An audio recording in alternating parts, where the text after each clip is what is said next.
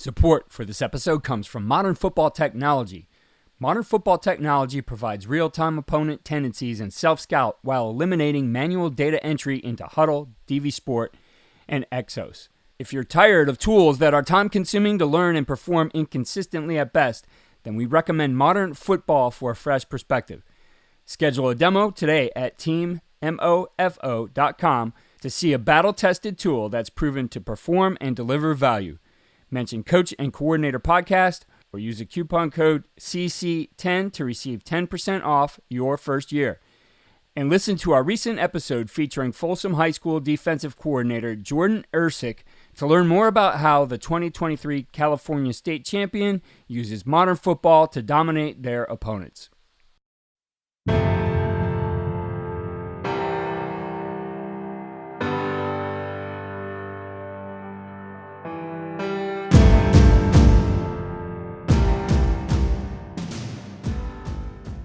Third down is the most game plan down. So it's the most variable down in football. It's the one that changes the most. That's why once you can get the defense into static looks you know are going to exist, you have the advantage. On today's episode of Accelerate Everything, we have Dante Bartee, who is now an analyst at Oregon, and he's been somebody who's fun to follow. Dub, tell us a little bit about Dante and the relationship you have that prompted you to bring him on the show. Yeah, I just met him through the interwebs of the coaching tree, and he's kind of a legend in the internet world and has made himself famous just for the amount of knowledge he's gained over the years. He's a film rat, and he understands the game on a level that I've never come across anybody else understand. So he's a really good guy to pick his brain on trends and cutting-edge techniques, and just has a unique way of just teaching the game through a different lens. I think that's the biggest thing that shined through when I first met him and saw this young kid teaching coverage on the internet, and then been able to develop a relationship with him and talk to him. Super smart guy. I think he's still very young, and I really think the sky's the limit for him. Absolutely, guy's going to go somewhere big. So here's our Accelerate Everything episode with Dante Bartee. What you see on tape is a direct reflection of what you teach and how you teach. Video is important, but if you don't teach well, you're not going to like what you see on your video. First Down Playbook has been helping coaches teach better for 13 years. It allows you to present installs, playbooks, and practice cards in half the time with NFL quality. Coaching tools like video pairing, a player app, practice schedules, and wristband sheets have made First Down Playbook a program management system with everything in one place. If you're in a position of leadership with your football program, receive a free 1-week look at First Down Playbook. Call them at 512-814-6158 or visit them on their website or social media. Mention Coach and Coordinator Podcast or use the coupon code COACH24 to receive a $100 discount off the normal $700 First Down Playbook team membership price. Links and the phone number are in the show notes. As coaches, we know that some of the biggest hurdles to our team's success can come from off the field. Your team needs support to tackle the endless list of expenses, uniforms, training equipment, travel, and more.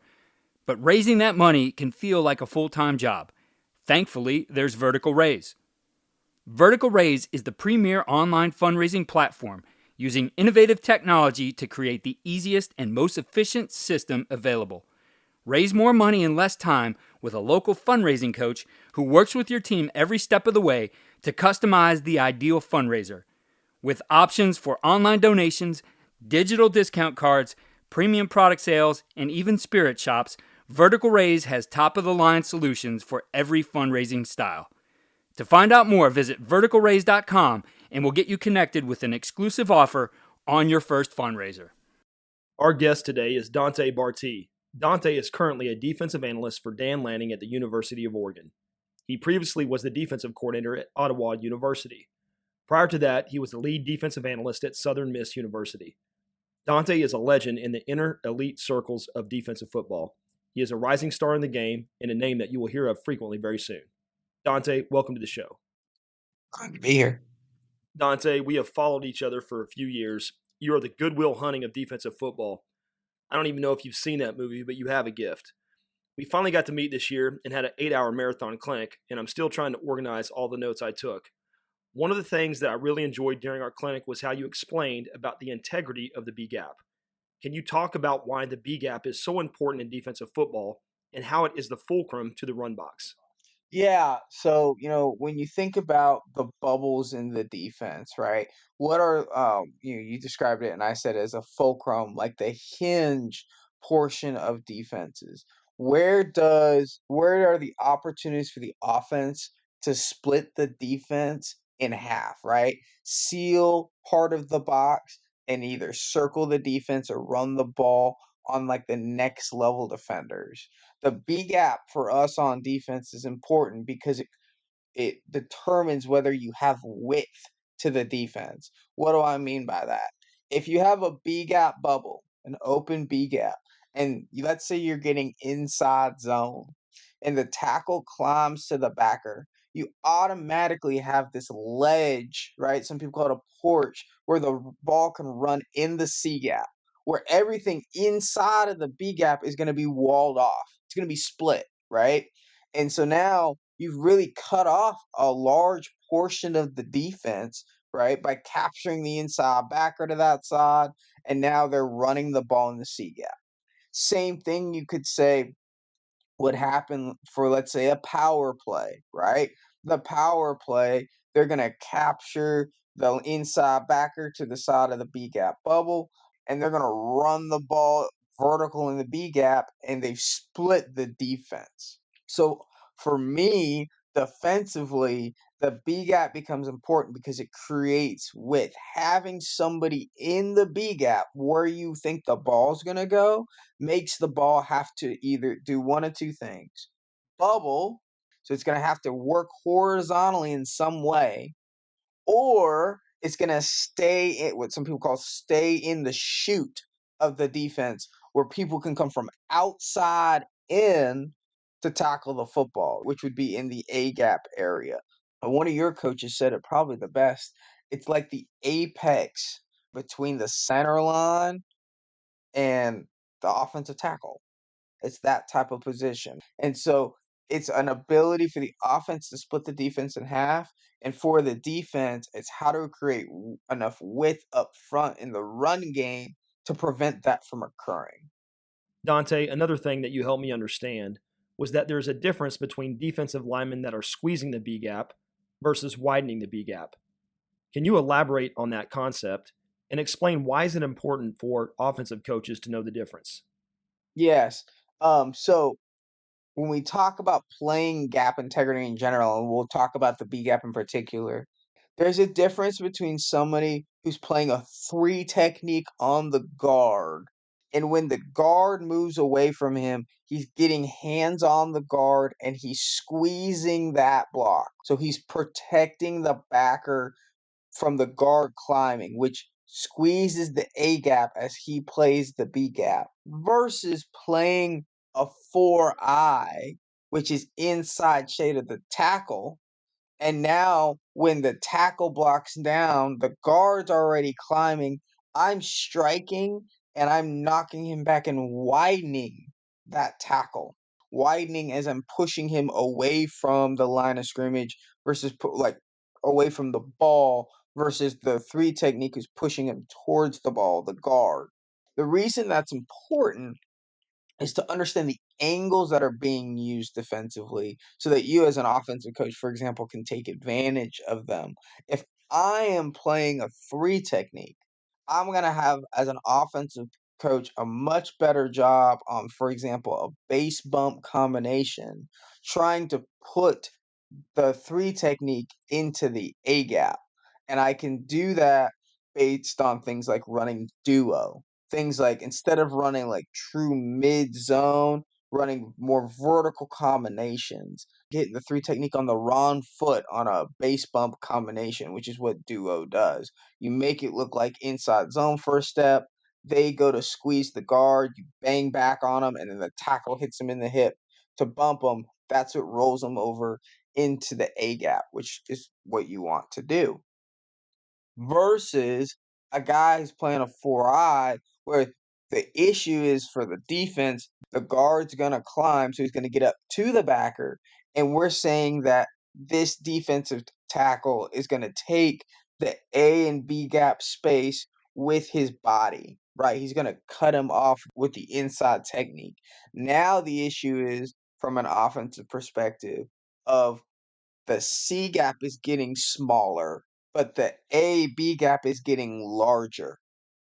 So this then plays into the second level of the defense, where if you are widening blocks, and the same can be said if you're just getting vertical up the field, you're probably going to have to fill the space in the A gap because the space gets so large. You can fill that space in even space with like fill and fold techniques with backers. In odd space, that's usually filled by a nose guard who's playing lag. Whereas when you play with the 3 technique who's squeezing the blocks, you don't want to duplicate gaps. So now the backer is going to stack and fall back most of the time because the 3 technique's going to end up taking over the A gap when the guard does come off. And we get that to happen by moving horizontally at the second level to get you to chase us and then stacking out and falling out of that gap to create overlap. And so understanding that I think becomes really important because you get to see what the mic IDs and where the spots change. Like you really get to be able to understand what's the spot going to look like. And I know there's a 3 technique right here. Where's the backer really going to go at the end of the down? So I'm not chasing him all the time. Dante, let's talk third down. One of the statements you made was that third down is when defensive coordinators think. And in order to understand their intent, you have to have ways to undress the defense. Can you pull back the curtain a bit and give us some examples of how good defensive coordinators think and how to undress them on third down? Yeah. So, third down, the first thing we're going to look at is like, what's the break? And what do we mean by the break? When is it a down whereby it's actually third down? And so in layman's terms, when do we know when they're not going to go for it on fourth down? And so, one of the things that I think is a real challenge from a defensive coordinator perspective is if an offense is going to, like a big fourth and go offense, a big team where they're going to sequence their offense that way, we can't get into the exotic looks on 3rd and 7 or 3rd and 9 that we normally would be able to do. One of the best things you can do as an offensive coordinator, in my opinion, is early in the game going for it behind the 50 before the logo on 4th and 3 and running the ball on 3rd and 7 or 3rd and 9 or throwing something that normally you wouldn't do simply so the coordinator gets out of those packages. So once you prevent them from getting in their exotic looks, you can go back to your basic third down menu, whatever your normal third down menu was, because of the threat of them going for it on fourth and the threat of you running the football. So, for example, you might get a team that has a bunch of loaded fronts. So they got 5-man lines, 6-man lines. They're lined up all over the place. Well, an easy answer is every time they get in bear, check it to speed option. You only got to do it once or twice. Every time they get in a 6-man line, you might run a perfect example. I was at Perry High School, and there was a team, Hamilton High School, who get in these 6-man fronts and bring zero pressure. So we got an empty, and we ran quarterback trap on 3rd and 8. Hit him for like 65 yards. Didn't run it again the rest of the game. You get those teams that run like the loaded sets, meaning you got multiple big defensive linemen on one side of the ball. You run inside zone the other way. You might only gain 5 yards, but you might scare them out of doing it ever again. The second thing that you think about as a defensive coordinator is personnel on the grass on third down. Now, in high school, you kind of have 2 different methodologies in terms of personnel. Either have teams that don't need the personnel because they're the best team, so like the kids do everything, or you have teams that can't personnel because those are the best 11, so they have to do everything. Same thing happens with offenses. But for us in college and certainly in the pros, the personnel oriented defenses are so important that if you as an offense on third down from second down go tempo, it becomes a real challenge to get those guys on the field. So we got to figure out how fast are you going from second down to third down so that we know, can we get those guys on the grass? Because one of the easiest things you can do is you can get up to the line of scrimmage, turbo up to the line of scrimmage fastball without a play. Get in a formation, set go, look to the sideline with a freeze, get the call. You've just kept us in a personnel grouping that we didn't want to be in. We wanted to be in our third down grouping. Now we aren't. The same thing holds true if it's third down and you gain a first down. That's a little bit more traditional. You go tempo to keep the third down grouping on the field, to keep the whatever crazy Raptors package personnel they got on the grass. And now you run something offensively that you know that you can block. You run, let's say, inside zones to play you know you can block. So you go hyper speed and you know it's going to be 2x2 inside zone, regardless. Again, make it 4 yards, but you may prevent them from running that team on the field on the next time it's 3rd and 7, which is strategically so much more important in the long run as an offensive coordinator. Those are ways philosophically to undress a defense on third down before we even get to the motions and shifts and anything else. From a tactical perspective and not a strategic perspective of what are you doing to undress a defense, find formations that you see that they have common checks to. And when I mean that, I mean common conceptual checks to. If you know every time you get in a 3-receiver set, they're going to play either cover 1 or they're going to play stubby. Well, get in that 3-receiver set on that third down because you've undressed the defense. The easiest one we talk all about is change of strength motion. Motioning from a pro style set, like a 2x2 wide in the quarter set, to a slot set. Why? Because I know if the corner travels, it's usually man. And for me, that would mean I would probably know I need in my package some type of man alignment, zone execution defense. Or if the corner doesn't travel, it's probably some form of zone or non man to man principle. Easy ID. Another easy ID. Start the back out of the backfield. Look at what the defense is doing. Are they matching a backer on the back? If yes, probably man to man. If no, probably some form of zone. You double call the formation. So you say, look, if it's man to man, let's say we know they're a big man to man pressure team on third down. You don't have to keep the back out there. That's not the point. You reload the back, and now you have the protection that you want to run whatever concept you're looking to do. But you know it's man. You've ID'd it as some form of man to man. On the contrary, you know it's zone now because they kept him out there. Well, you've just had them waste the personnel on your running back. So now you may stay in empty because you know that, look, when they're in zone on third down, it's all Tampa 2 and cover 3. They're not bringing pressures. So now we can run one of our empty beaters because we know it's a zone ID. So double calling it based on both the formation and the defensive look. Another one that I think is a real challenge, especially in the sim pressure world, the sim pressure creeper world on third down, is free releasing the back of the backfield, scatting the back out of the backfield on option routes, angle routes, etc. Not just running him to the flat. That's easy. But running him on the angle route, making him the third part in the stick concept, and keeping a Y in the quarter block. Very challenging because that's not the person that we're IDing to trace, to track, to double dog, to spear. So conceptually, we're not looking to do that off the Y. We're looking to do that off the back. So in the back free releases, 2 things happen. Like, for example, let's say they run a double A-gap pressure. Some people call it belly, right? A double A-gap gut path. Let's say the defensive end of the side of the back has the back. The defensive end away from the back is the rat. It's been ran for the last 10,000 years right now, the last decade.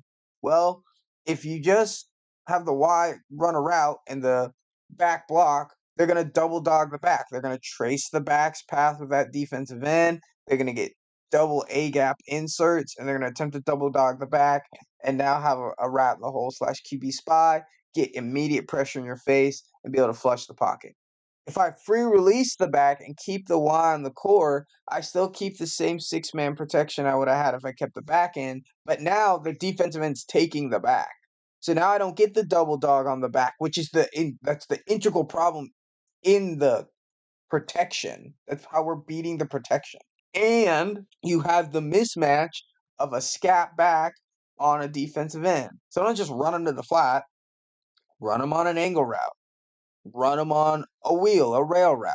Those type of concepts whereby that defenseman's actually having to cover him from a disadvantaged position. So you've added guys in your protection and you've eliminated a rusher from the defense. That's pretty good. That's pretty much what you want conceptually. So that's a real challenge on third down from a tactical perspective, is free releasing the back, keeping the Y in the core. We're going to take a quick time out of this episode to make sure that we share some great resources that Coach Dub Maddox has put together. I know my bookshelf is just full of your books. I've always followed all the things that you do, and you do a tremendous job of just putting together detailed resources that can help coaches accelerate everything within what they do. So tell us a little bit about some of the things you've put together.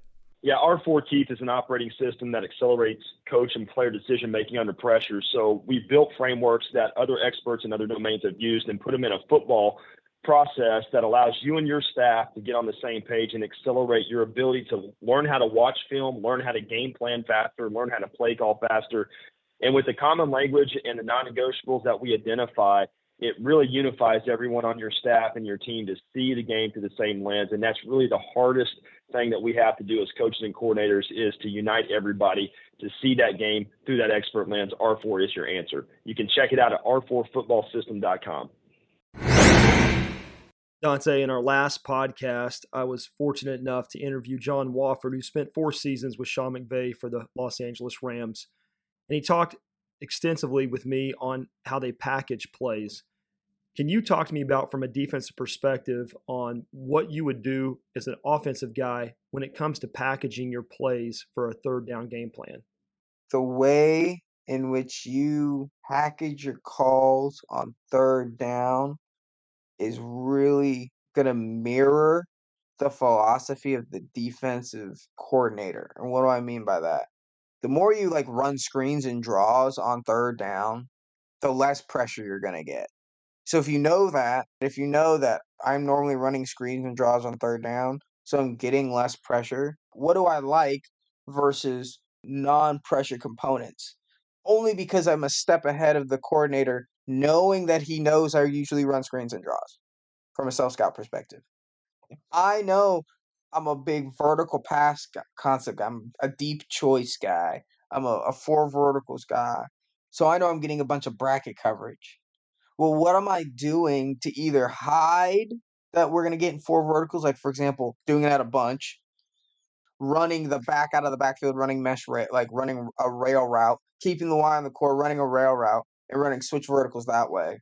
What are the ways in which I'm doing to hide what I want to accomplish on third down that I know is a challenge for the coordinator, because I know strategically he's going to mirror his calls based on what I like to do philosophically. And it's kind of like we say third down's the only down. Third down's the most game plan down. So it's the most variable down in football. It's the one that changes the most. That's why once you can get the defense into static looks you know are going to exist, you have the advantage. Dante, you're a defensive mastermind, but let's say you were offered a job at becoming a Power 5 offensive coordinator. What are some formation or scheme packages that you would use that give you nightmares as a defensive guy? First thing I'm going to say is any slot formation. So what do I mean by any slot formation? I mean whether it's 2-back slot, so like I slot, gun split slot. Slot is defined, make sure I define slot. Speed, all the speed on one side, and then a core player tight end on the other. Slot trips, meaning 3 receivers and a Y on the core weak. Wing twins, like slot twins, which is a YY wing and 12 personnel and 2 receivers weak. Slot formations are a real challenge in my opinion, simply because, one, they're what some people call bastard formations. Normally the split ends are on opposite sides of each other. Now they're on the same side. Two, they create the easiest form of IDs for the offense. Is the corner traveling? Yes, it's probably some form of man. Is the corner not traveling? Yes, he's not traveling. It's probably not man. And then you force, if the corner doesn't travel, you force the corner to tackle, box tackle, not just tackle in space, but tackle a running back running downhill on duo. And then probably the hardest thing is, in my opinion, same side RPO game out of the slot formation set with gap scheme coming from the close side to the open side, because you have to cross the center line of formation with a third level defender, a corner or a safety, who also has to be threatened by getting ran on the edge of the defense to the close side. Immediate threat to get ran onto the close side on the edge of the defense, but then also has to be able to fall back and cross the center line on runs away. And so when you do that, that's a real challenge from an integrity perspective on how we handle defensive football. So that would be the number one formation I would bring in all its forms. Dante, I want to talk bracket coverage. Watching college football, you'll see a lot of teams utilize bracket coverages. But I feel like when I look at the NFL game, I don't see it as much. It is becoming more popular, but you just spent an internship with the Los Angeles Chargers and the Pittsburgh Steelers. Can you go into detail on why you don't see bracket coverage show up as much in the league, at least right now? Number one reason for not running bracket defenses in the league, and it took me like a minute to really understand this. One, if you're going to double the best players down the field, the mismatches are predominantly on your backers on normal down distance against tight ends or running backs. It's cover zero. It's blitz coverage on those guys. So unlike cover one, where you can play like proper position maintenance because you have help in the middle of the field, whether with a high hole player as a post player and a low hole player as a rat, like you are cover zero on backs and tight ends. In the NFL, that is a loss on defense. You lose when you're playing Alvin Kamara and he runs the T option route on you, and then he runs the angle route for a touchdown because everybody's back is turned. He runs the angle, the backer gets beat, and they throw the ball. When Tony Gonzalez is an example, right? Rob Gronkowski, whoever is up against the backer, that's a loss for you. So bracket is good in specific terms in the league, but because the mismatches are so high, like personnel wise, at the tight end and running back position versus LBs, you don't want to give them that advantage. The second reason is because when you're in the league, the quarterbacks are so good and there's so many option route oriented attacks that, like, when you play cover zero or a straight man to man, if you're not rushing the passer or playing with some form of position maintenance, every route is an option route. So, like, they're going to just throw the ball away from his leverage and it's going to be a completion. If the quarterback has time, he's going to complete the ball. Period. Brackets are really good for handling specific people, personnel, and red area. The reason for the red area is because there's less vertical space, so I can bracket people horizontally. Because, like, I can't tell you how many times I've seen, Tyreek Hill quite literally run straight through a bracket. Like, just run by both of them. So it's a lot more specific in its usage in the league. Not nearly as much as an every down defense. Now, you got some guys who transitioned to the league the last few years that have used it more. But overall, in the NFL, you get a ton of cover one, and you get a bunch of spot drop, Tampa 2, spot drop 3, and then zone match, what they like to call big vision quarters. So, like, lots and lots of depth to handle the cross country, race, spear, wave style of concepts. The reason being is that they want to pack the middle of the field in 8-man spacing. Most of the time, they're going to play one high because most of the teams they play still aren't triple option oriented run teams. It's not zone read bubble, right? You're going to see that with Kyler Murray, Lamar Jackson, and, a few other guys on a consistent basis. Everybody else in the league isn't oriented that way. And so if you can play 8-man run fit spacing, single high defense, you have the proper math. Like I've said all the time, the like 8-man spacing, you're gapped out, but you're not really gapped out because of the quarterback. Well, in the NFL, you are gapped out. When Aaron Rodgers is under center or Aaron Rodgers in the gun, you're gapped out if you run a single high defense. They hand the ball off, you have enough people, you tackle the ball. And so 8-man spacing is kind of where they start. The other reason is because they can play the proper position maintenance on those receivers. We've talked about like divider leverage and things like that before. They know where their help is. So they know where the ball is going to get thrown as long as they play the proper leverage. Like I know where the option route's going to go. If I know I'm outside and low. Like I know I'm going to get the dig. They're going to snap it off and play the dig or run the dig. They're not going to run the dig or the curl or the whip back to the bench. They're not going to run the pin post series. They're going to run the freaking curl route or the dig route. They're not going to run the post as middle field safety. They can anticipate those routes a lot better in post safety defense than they can in man match bracket split safety when like I'm the guy on the tight end and I'm 101, period, with no pass rush. Dante, you have quite a bit of free content on YouTube, circling the web. You also have some courses on CoachTube. I highly recommend coaches consuming this, but a warning, you're going to have to listen to this on 0.5 playback speed because learning from Dante is like drinking through a fire hose. But Dante, is there anywhere we can follow you so we can stay on top of our game as coaches? At Bartee Dante is it's Coach Bartee on Twitter. That's probably the best place to follow me. That's where I'm most active. And then like you said, you can literally look me up on YouTube or look me up on Google, and you're gonna find a multitude of clinics both on CoachTube and on YouTube and other platforms where you can follow along and learn a little bit about how I conceptualize the game. Dante, keep killing it, brother. Look forward to talking to you soon. Of course. Here are Winning Edge takeaways from this episode with Dante Bartee. So, Dub, a lot to break down here, but what did you focus on? Yeah, I was really focusing on the offensive perspective through a defensive lens. And the first thing, my big takeaway was, as an offensive coach, you must assess how the defense is defending the B gap and use their post-snap techniques against them. And you must have a process to quickly diagnose opportunities to split, seal, or circle segments of the run box to get to second-level defenders. The second takeaway, I just can't do this one justice. Coaches are going to have to go back and listen to the 12-minute answer Dante gave on third down strategies. It's probably the best and most concise summary I've ever heard in my career. And the third takeaway for me was I really enjoyed the offensive strategies Dante gave. He talked about, what he would do from an offensive perspective if he was on the offensive side. One being use slot formations, same side RPOs with gap schemes coming to the open side from the closed side. And if you're getting bracket coverage, you need to try to attack inside linebackers with running back and tight end matchups. Yeah, that's some great intel there. And as you said, that 12-minute segment, really good. Everything with Dante is good. Such a good teacher of the game. I love his football mind and appreciate that you had him on here. So thanks again for all the work you're doing on this, Dub. It's been a great series so far.